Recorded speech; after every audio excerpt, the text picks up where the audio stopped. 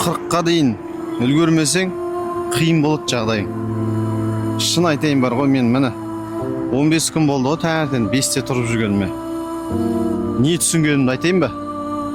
Түсінгенім біз өмірді босқа өткізіп жүр екенбіз ғой. Әртеуір күн өтсе болды деп жүрміз. Бірақ мен қазір 32-демін. 7,5-8 жылдан кейін 40-қа толам. Вроде кеше ғана бала едім. Вроде кеше ғана жүгіріп ойнап жүредік. Уайым жоқ, қайғы жоқ. Өміріңнің соңына дейін өкінішпен өтпес үшін 40-қа дейін істеріңді істеп қал. 40-тан кейін өте қиын болады. Көп адамдардың айтатыны осы.